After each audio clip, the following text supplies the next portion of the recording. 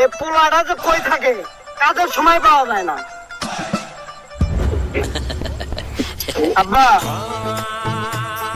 তুই সারাদিন কই থাকোস? এই ছাগল মাগল আইসা খেতটা খাওয়া শেষ করে আলাইছে, কাজের সময় পাওয়া যায়। আরে আব্বা তুই এসব কথা রাখো তো, আমি কামের কথা রাখো।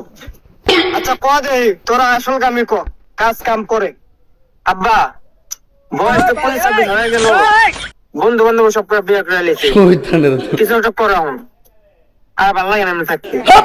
ও সবগুলো বন্ধু কাম করে, এই কারণে বিয়ে করছে।